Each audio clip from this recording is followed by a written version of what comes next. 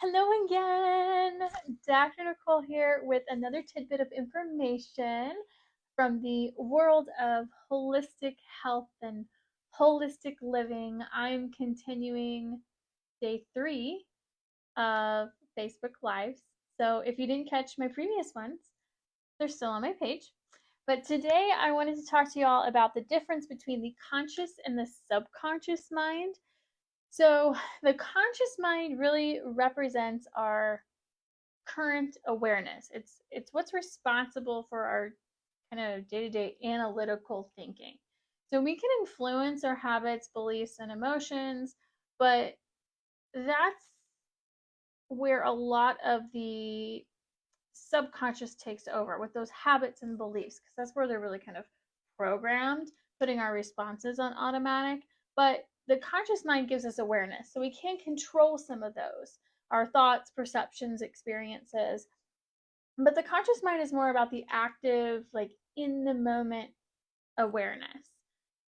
The conscious mind, though, actually has a limited capacity for processing information.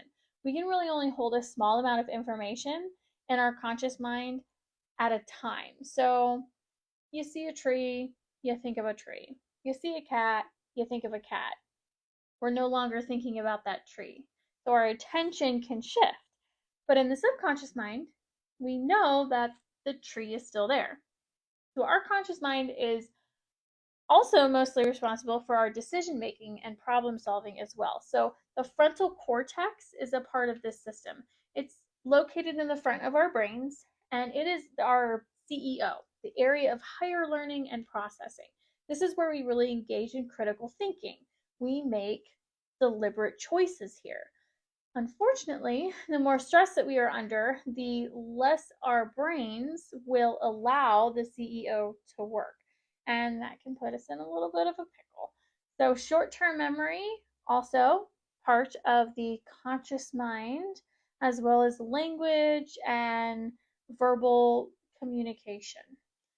So, this is how essentially we express thoughts and ideas. Right? So, the conscious mind is aware also of passage of time and then our physical surroundings. So that's good in everyday life, right?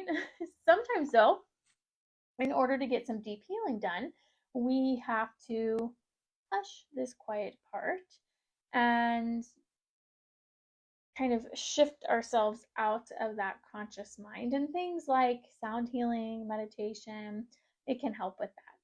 Now, the subconscious mind does exactly what it says. Subconscious, below the mind. It has all of those thoughts that have been ingrained into our head throughout our entire life. So, our long term memories, our emotions, our processes that are basically not in our immediate awareness. And it has a huge capacity for storing information and experiences. So, this is why something that may have happened 20 years ago, but we remember it like it happened yesterday because of the imprint that it left on us, as well as a whole chemical cascade that's associated with it, which I talked a little bit about last night. So, it stores all of those habits and beliefs and conditioned responses. What are conditioned responses? Well, essentially, it's just like having beliefs, and sometimes it's beliefs that aren't really yours. But we'll talk about that in a second. So this is basically subconscious imprinting that can occur. And it ultimately affects not just our lifestyles, our decisions, but it can also even end up affecting our health. The subconscious mind will also work on problem solving and creative tasks in the background when we're not consciously focused on a problem. This can sometimes give us like those aha moments, but it can get blocked out. And whenever we are stressed or on overload, that doesn't work as well. We don't have as many aha moments.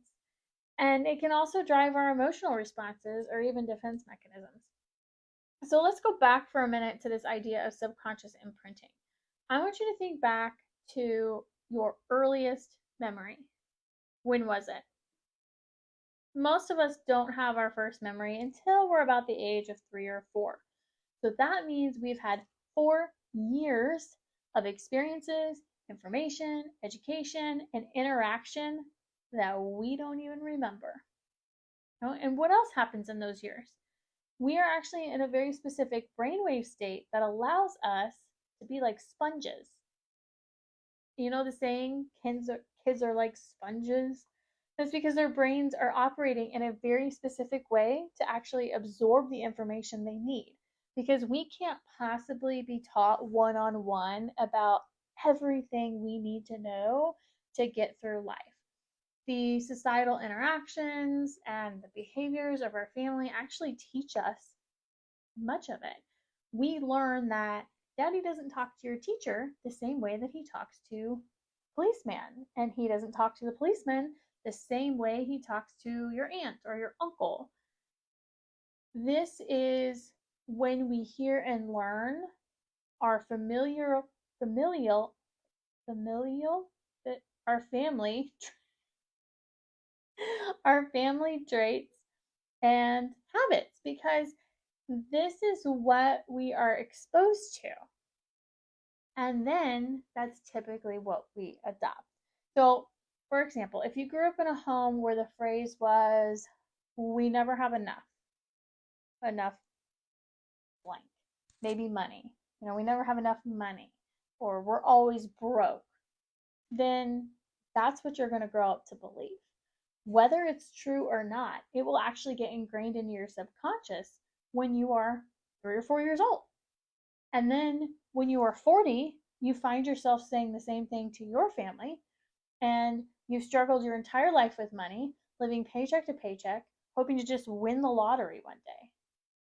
But on the flip side, you might have grown up in a home where find the money was used, or maybe someone just told you, not now, but later, or let's think about it. Phrases that didn't put any kind of negative twist on money. So that child is going to grow up to be more apt to figure out how to obtain the money to get what he or she wants, rather just resorting to this default of there's never enough to go around and you can't have it because you're broke. And this can happen in health too. If you grow up hearing all about how awful it is to get older, all the aches, the pains that come with old age, then one can actually miss out on the joys of having great experiences and forming wonderful memories while staying active and vibrant. I mean, I know people at 85, 90 years old that are way more active than some other people that are 60 or 65, because it's what they've told themselves up here. You may also find yourself at 35 wondering, why is it you struggle to pay bills and you never have enough? When in fact, you've never actually gone hungry. You've always had a roof over your head, but you feel like you're never ahead because you actually adopted a belief when you were like 4 years old, and you've carried it with you your entire life, even though it was never your belief to begin with. Thoughts are pretty powerful, and it can affect your entire life. So you have to mind your mind. You have to learn how to catch these thoughts and think, did I actually experience that and develop it myself?